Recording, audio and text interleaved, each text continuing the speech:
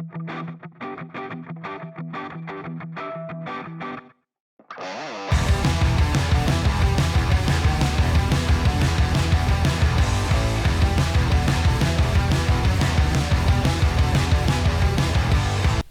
the western United States, there's a section of road that runs between Carson City, Nevada, and Delta, Utah.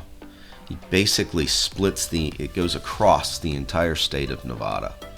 What's special about this road is part of a U.S. highway that runs all the way from the Atlantic to the Pacific. This road's known as US50. Now, this section of US50 in Nevada has the claim to fame of being the loneliest highway in America. J Street Moto here. Welcome back to the channel, and hope you're digging the content. Today, what I decided to do was a ride and review of a section of road that me and my buddies went on when we went to California.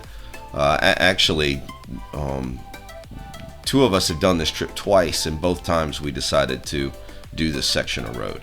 So I thought it would be worth it just to have an episode that was specific to the loneliest highway in America, which is that section of US 50 that runs across the state of Nevada, is the best way to put it. So if you're from outside the U.S. and you ever get here to ride, if you are in the U.S. on the East Coast or West Coast or in the center and have never had a chance to ride on this section of road, I highly recommend it. And so that's what today's episode is going to be about. We're going to talk about the road, the conditions of the road, both times that we went through it, and some little quirky things about that section of the country, and depending on what time of the year you go through there. If you're digging the channel, please subscribe, like the video if you like the videos. I've got a lot of content out there, and I appreciate every time someone decides to go and check it out and look at it. So yeah, let's get started. So US 50 through Nevada is one of these very kind of unique experiences when you're riding. Part of it is the lack of other traffic that you're going to see on the road. That for sure is part of what the mystique is for this section of Nevada, this section of road through Nevada, because you really don't see a lot of cars. We went through here in June. This video was taken in June of 2022. That was when we rolled through here. And when we went through this past summer, I think we might have passed, 150 to 175 other cars, and that's going either way, right? When David and I rode this road back in 2020, almost at the exact same time of the year, it was June 2020 when we were on this road the first time, right in the middle of COVID, and I think on that day we might have seen 50 cars for the entire day. So even though, it's obvious that people are traveling more, when we took this trip in 2022, this section of road still was extremely remote and was not traveled a whole bunch. So it gives you a chance to just kind of chill on the bike, enjoy the ride, enjoy the scenery.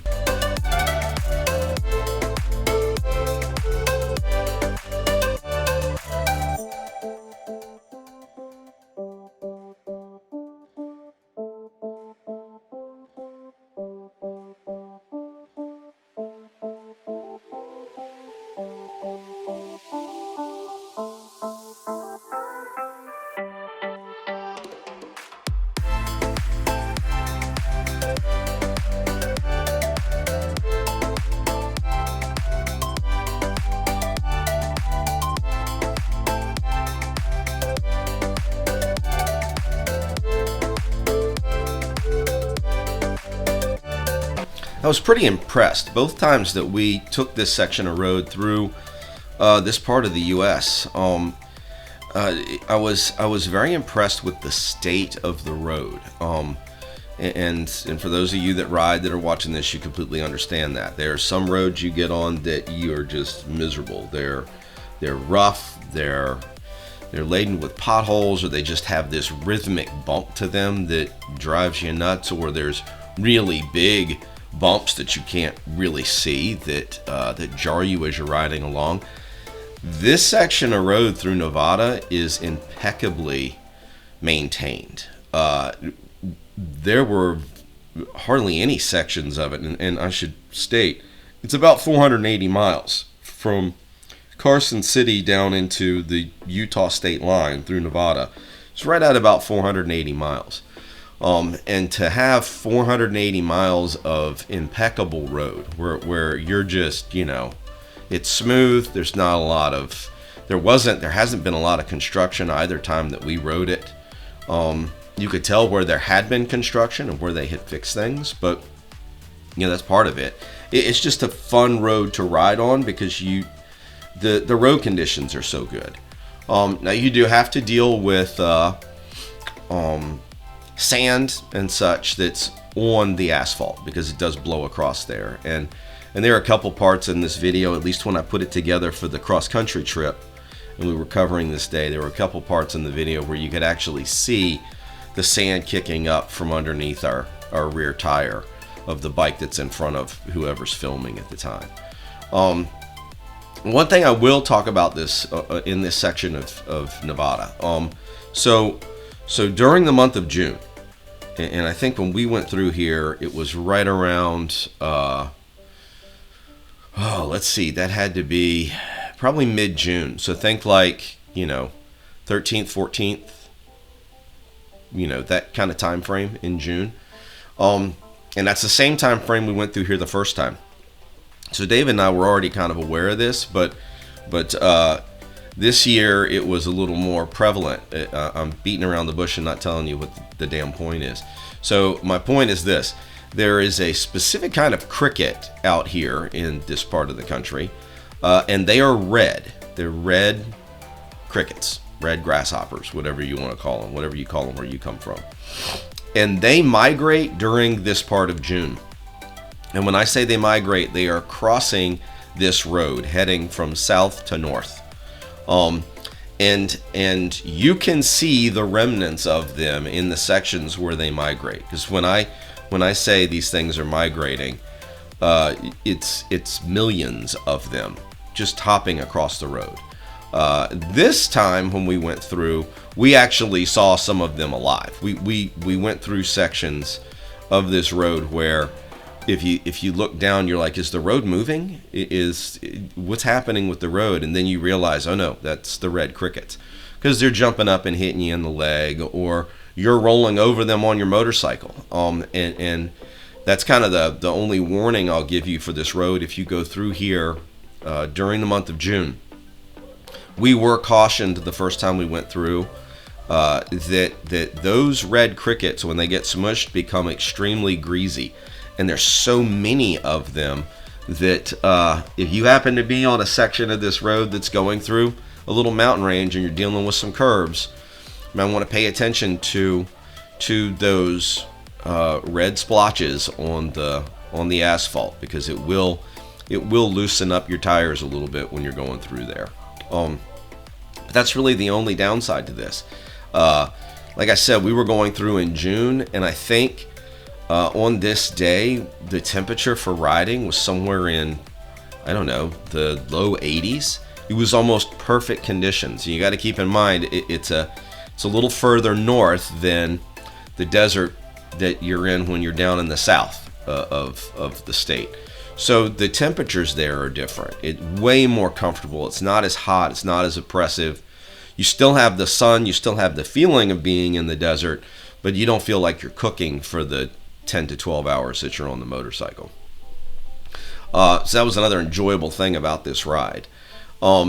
There are a few towns along this stretch, and many of them, when you stop there, and I suggest that you stop there to get gas, and to meet the people, because they're extremely small towns. When I say small towns, you're talking populations of 150, 200 people or less.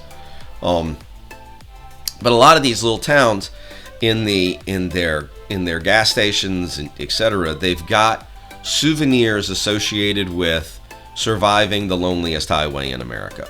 So it kind of has its own, mystique about it, sort of like Route 66, just on a smaller scale. But you can get pins that talk about surviving the road. You can get t-shirts, hats, mugs, you name it, bumper stickers. So, if you're into that kind of thing, it's a kind of cool thing to, to pick up stuff like that. I know we tend to, on the gear that we have that we ride in, we have pins for all the major that we've bought on all the major trips that we've taken. And those pins just kind of remind us, oh, yeah, I remember that trip. And it shows in the group who's done what. Because when we started this trip, David and I both had pins from US50 and surviving it. Juan didn't because he hadn't been out here. So on this day, when we stopped at one of these gas stations, I forget which one of us it was, either David or I, bought Juan his pin. And so then, he can say he's been there. So there are some, quirky little touristy kind of things to do. A couple of the towns are bigger. Well, one of them is bigger. And it's about, if I had to guess, it's about somewhere between a third and a half of the way from Carson City down to Utah. And the reason I'm estimating it at that is because we left Carson City at something like 7:30 in the morning. And we stopped for lunch at 12:30 in this town. And it by far is the largest of the towns that are along this 480-mile section of road. They actually had a couple of traffic lights and more than just, 2 buildings. So, and they've got some really good, it's some cool little mom and pop taverns where you can get food and, meet the locals and do whatever. But, so there are places for you to stop. There are things for you to see. We pulled off the road a couple of times just to take pictures of the scenery because the sky that day was so perfect. Just the setting, everything was, just a perfect day to be out on the bike without a care in the world, just riding and enjoying the ride.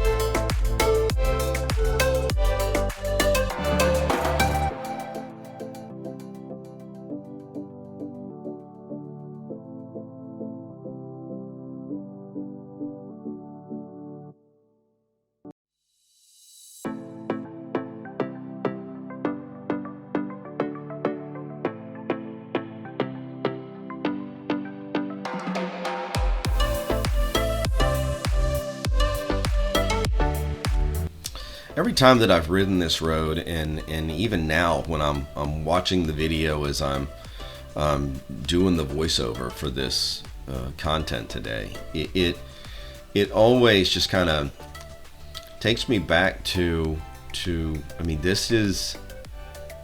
this is what I think of when I think of a road trip going through the United States. Just being out in the middle of nowhere, that feeling of isolation, that feeling of operating without a safety net, that acute recognition that, if something were to go wrong or if the bike were to break down, I'm really kind of screwed because there is nothing around here. But that it doesn't really weigh on you. It's somewhat liberating, especially riding in an area like this, where it's just you, the bike, and maybe a couple of your friends, and you're just enjoying it. Now you will run across other motorcyclists on this route. Oddly enough, we never really passed anyone on bikes. Where we ran into the other guys that were riding it were at gas stops. They'd be pulling in, going the opposite direction, or they'd be pulling in behind us, or they were there when we got there, and So you do run into all sorts of other motorcyclists that are out here riding this same section of road. But it is one that I know when I've looked at stuff on YouTube and well, when I came back from the trip the first time, I went and started searching YouTube for this. There really isn't a whole lot out there for this section of road. It doesn't have the popularity of like Route 66 or the Pacific Coast Highway or some of the others, Tail of the Dragon, those things, and it's not that kind of road. Well, let's be clear. This is nothing like Arizona 89A that I also did a review of. It's just two completely different areas and different styles of road requiring different styles of riding is a good way of putting it. This road here is just, that relaxing Sunday drive is what I would call it. But it's a relaxing Sunday drive without any of the headaches of pretty much other traffic, other people being around you. It's a really, really, really fun road to ride. Now, for most of this road, I think the speed limit is set around 70, somewhere between 65 and 70 miles an hour. And as I told you earlier, because of how impeccably the road is maintained, those speeds are not an issue for it being out here in this desolate area and kind of being out in the middle of nowhere. It does slow down. The speed limits do slow down as you come into these little mountain ranges and the few towns that you go through. The speeds will ramp down and then they ramp back up. But I mean, we made really good time on this day. On this road, you should be able to do that 480 miles in really well before the sun sets. We ended up adding on another about 80 miles, I think, 80 to 100 miles when we got into Utah, so that we could have a little further into our next day already under our belt. And we were able to get there before sunset. So we left after the sun rose and we were in our hotel before the sun set. So you can't ask for a better day. But this is one of those roads that does not disappoint. I hope that you're enjoying the scenery. I'll apologize up front because no camera on the planet can capture really what this looks like when you're there in person. One thing I can tell you is you got to go experience it for yourself. But I'm hoping it gives you a little taste of what to expect if you decide to go out and ride this road. That's the whole reason that I put this video together. I thought maybe folks would look at it and go, you know what, the next time I'm out that way, I think I'm going to ensure that my route encompasses that piece of highway, because it really is worth the journey. And there aren't a whole lot of options going across Nevada. I mean, you can take an interstate directly across Nevada and straight over, kind of like to where Salt Lake City is in Utah. But this, I felt like just it was a little more enjoyable way to get from where we were trying to be, or where we were, to where we were trying to be that night.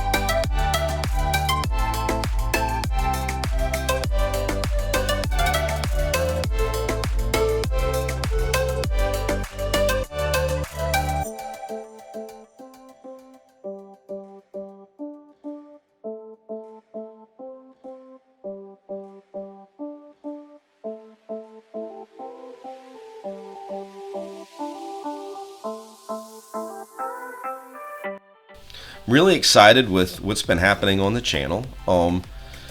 We've got a few more subscribers. I'm wondering if I should do, something kind of quirky for, like when we get to 500 subscribers. I don't expect that's going to happen anytime soon, but maybe something where, have you guys leave a comment in a video with some kind of challenge of something that I would have to do and capture it on video for when we pass the 500 subscriber mark. I don't know. Leave a comment in this video if you've made it this far in this video and you have some unique ideas for something that I could do that would make passing that milestone a something memorable. Then by all means leave a comment. If you've got questions about this section of road, I'm certainly not an expert on it, but we have ridden it twice, so I've got a little bit of feel for it. If you have any questions, leave those questions in the comments. If you've gone back and looked at any of my other videos, you'll see that I'm pretty responsive to the folks that leave comments, and I'm certainly going to shoot straight from the hip and not try to BS you. There's no one that is sponsoring my channel. There's no one that's sponsoring this video. So anything that I give you in terms of recommendations, etc., for products, for rides, anything like that, it legitimately is my opinion. It's not something that's being paid for, so to speak, as an advertisement. So, I will tell you, it was kind of funny the first time, a little funny story about this section of road. The first time David and I rode it, it was a milestone birthday year for me in 2020. And what I wanted to do for that birthday was ride my motorcycle to California and back. And David jumped on that bandwagon and rode with me, so I didn't have to do it solo. And so when we got here and we were riding through this section of road, we finished it. And when we got to the hotel that night, David hands me a pen that says, "I survived the loneliest highway, US50." And he was like, "Here, happy birthday, dude." And I didn't see these pens when we stopped at some of these gas stations. He tended to look for stuff a little more than I did. He found them, I didn't, so he didn't have one. And the funny part about the story is, when we were getting ready to take our next road trip after our first California trip, we were going to ride down to Key West. And I had decided that I was going to do my best to try and get David one of those pens. So I had called some of the towns along here to find out who would sell me one. And all the towns that I called, I couldn't find anyone that even knew what I was talking about, which was extremely frustrating. I ended up finding one on Amazon. Wasn't exactly like the one that I had, and wasn't exactly like the one you're going to be able to buy when you are on this road and stopping at some of these gas stations in their souvenir shops. But it was close. So I ordered that, gave it to David, and he wore that on his vest. When we took this trip, I bought David his pen from the actual Loneliest Highway. So I didn't feel so bad that he had thought about doing something and I hadn't thought about doing it. Well, yeah, this road is starting to wind down now, or we're starting to wind down the day. It's actually pretty cool. It finishes up with a little mountain section. You go through it, and as you come down off those mountains, you hit this big, long, flat area. And it's along that flat area right before you hit the next mountain range where you cross into Utah. Beautiful, though. It's gorgeous through here. I hope that you guys have watched this until now. I hope that it's given you some insight and maybe given you an idea about someplace you would like to ride if you're ever out in this area in the U.S.